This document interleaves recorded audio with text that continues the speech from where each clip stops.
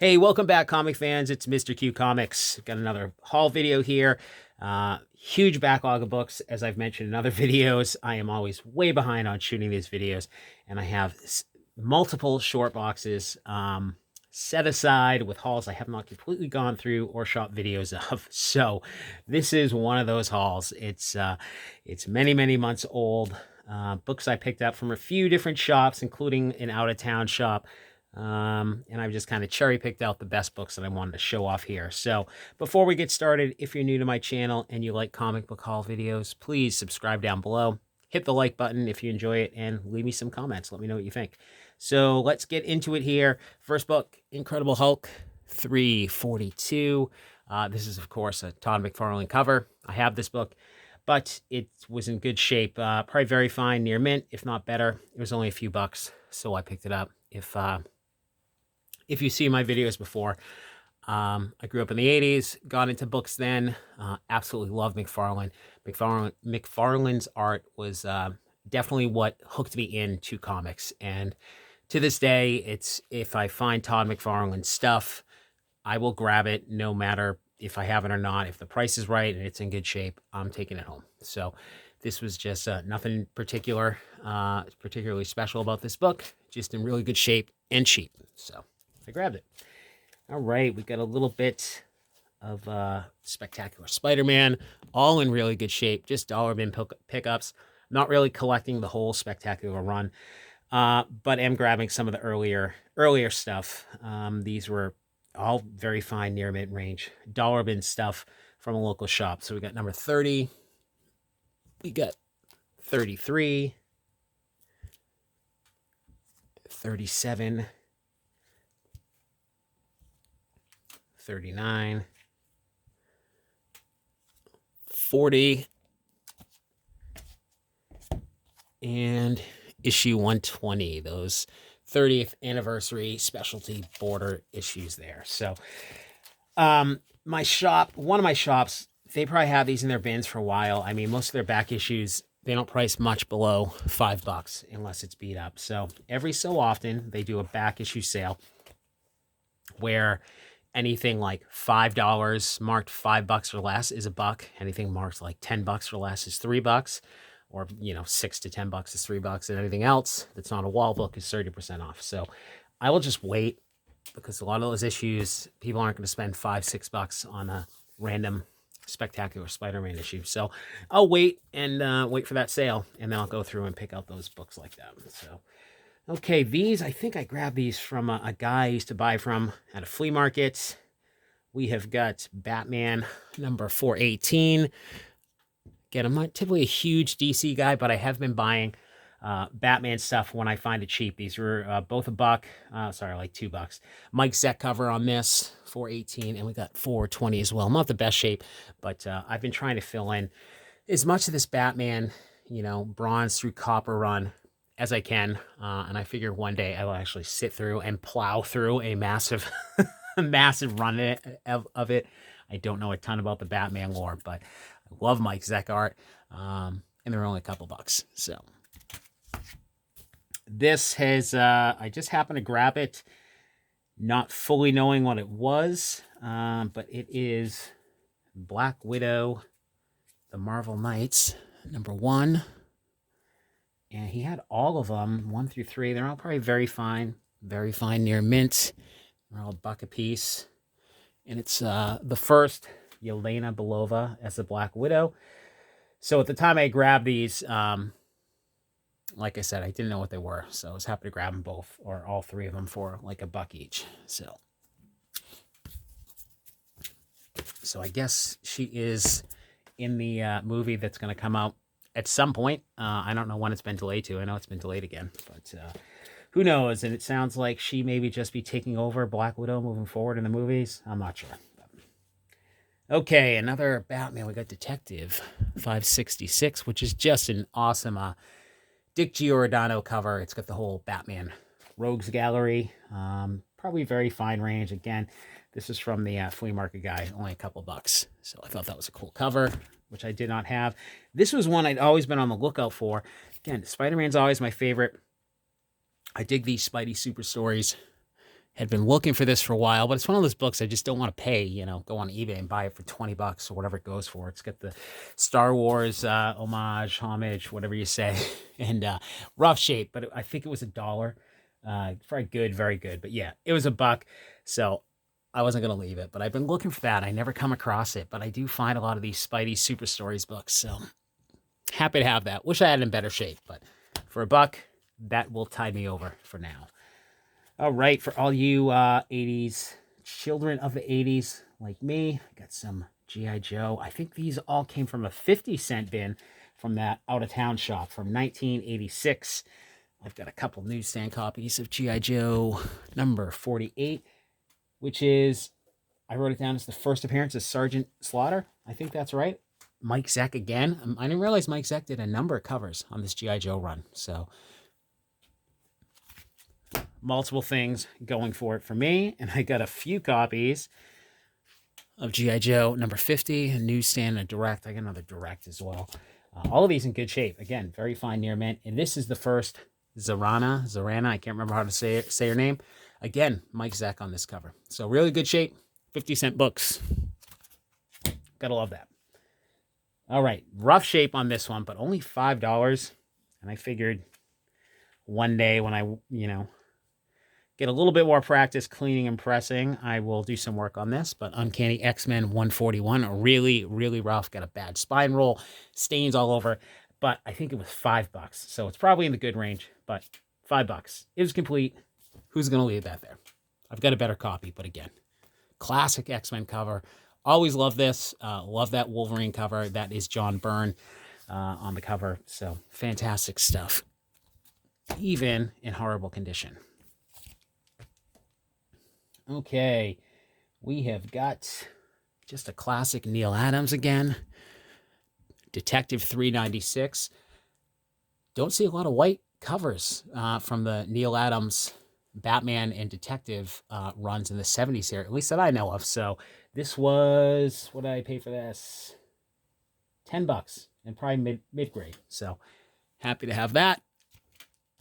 And then this was, again, these were both from the out-of-town shop. So they had a stack of Eternals books. They had been picked through. This shop was odd. It had a ton of $1.50 stuff, and it was tough finding higher-end back issues. A lot of it was overpriced, but I found multiples of these Eternal books, and I scooped them all up, and I think they were all in pretty good shape, like high, very fine, maybe very, very fine near mint. So I paid more than I would want to, but at the time, there was still just a ton of Eternal spec.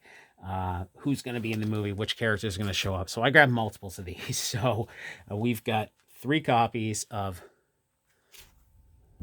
number 9. And I think I paid like $10 for all of them. So not too bad. I can't remember if number 9 is a key. First appearance of Sprite, I think, in this one. And of course, all Jack Kirby from this run. Jack Kirby, story, art, all of that. So I'm still missing a few issues of the run here. And I got, this was, again, at the time I bought these, I think there was a lot of spec on this character. So I got issue 13 as well. I've got 4 copies I picked up of this. Again, $10 a pop though. So first appearance of One Above All, and the first forgotten one that later becomes Gilgamesh. Someone correct me if I'm getting it wrong, but pretty cool cover. All really high grade.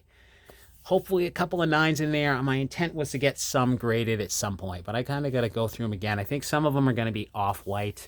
Some maybe have some kind of, what do you call it, dust shadow, maybe. I got to go through them again. So at the time, though, the high-grade ones of these were selling for quite a bit. So they've all got this kind of, I don't know if you could pick that up there, the ink on all of them. The bottom of the Eternals title there, it's got some pink in it, and they're all like that. So I don't know if that's from printing or not, so maybe someone can help me out below in the comments there. All right, and I picked up an issue 16, which I think I was missing at the time, and a copy of 19, which is the final issue. Again, all of them really good shape, probably 8 to 9.2, all of them in that ballpark, maybe, hopefully. Sometimes I'm way off on the grading, so. All right, I think one more book from that shop, And again, just McFarlane. Really good shape. I normally wouldn't pay the prices for this. It's 312, Amazing Spider-Man 312 from 1989. This one's got to be in near mint condition. So I did pay $10 for it just because of how high a grade it's in. I have this whole run from my childhood, but they're all heavily bred. I beat them up. I went through them multiple times, particularly this issue, because I was constantly copying the pictures of the Green Goblin. It's the direct edition. I know everyone goes nuts for the newsstands, but I love the McFarlane drawing in the direct editions in this run. They're awesome. So $10 for this one. Well worth it for me. Always one of my favorite covers because it's got both the goblins on it. So fantastic McFarlane cover. Love that book. All right, so into a little bit different stuff from one of the other shops. This was just a Dave Stevens cover by Vanguard Illustrated #2. Not the best shape, probably fine, very fine range. But it was only $5 and it's a Dave Stevens cover. So I love the Dave Stevens covers. I don't want to go on eBay and pay eBay prices for them. So I just hold out until I can come across them in dollar bins or on the cheap.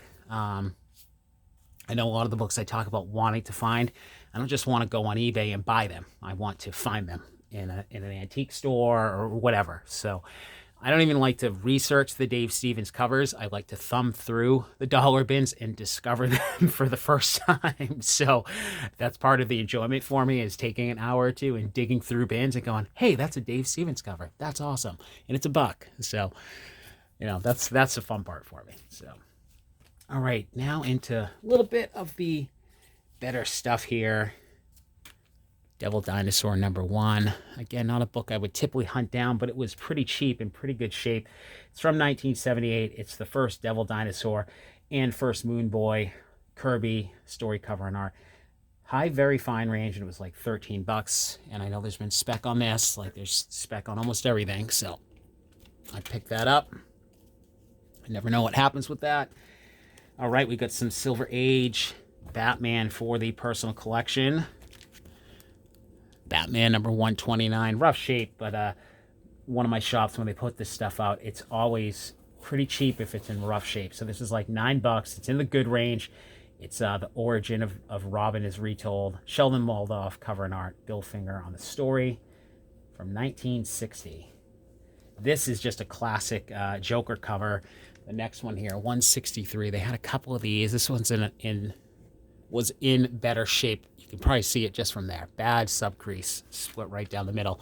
But still, very cool cover. Again, Sheldon Moldoff, Chick Stone art, Bill Finger on the story from 1964. This is a little more. This is $23. Probably in the VG range, I would say. Probably in that 4 range due to the subcrease. Otherwise, it looks pretty good. It's just that subcrease. Who knows? Maybe it's a little higher than a 4. But very cool cover for the collection. Another Batman 183, I think second appearance of Poison Ivy from 1966. This is more mid-grade, closer to the fine range. This was $27. Carmen Infantino cover, Sheldon Moldoff interior, and I'm going to butcher the name of the guy who did the story. Robert Kaniger? Maybe that's right. Who knows? All right, last few books. Marvel Silver Age here. We've got Avengers 28, which I've probably seen a number of times and passed it up. It's the first appearance of the Collector and Hank Pym becomes Goliath. I usually see this priced much higher than this. So this is, again, mid-grade, 1966. This is Jack Kirby cover, Don Heck art, and a Stan Lee story. It's probably VG fine. I got it for $32. So it was just an Avengers book I didn't have. A nice Marvel Silver Age key. And all right, final 2 books. We'll save my favorite Amazing Spider-Man for the last 2 books. We've got issue 30, which I may have shown off before. Local shop again, 1965. I think I have this one. I've got this one a few times now, but the first one I got was thrashed. I think I bought on an eBay auction to get the first Molten Man, and this was with it. It was kind of the throwaway one, but it was torn to shreds. So this one's a little bit better. It's good, very good range. First appearance of the Cat Burglar. Of course, Steve Ditko cover and art, Stanley and Ditko story. This one was like $36. So Glad to get a better copy for the PC. And this book I had been wanting, looking for, waited for my shop to have it. I think I ended up getting impatient and buying one on eBay. Then I ended up getting it multiple times over. So I can't remember. I think I have 3 or 4 now.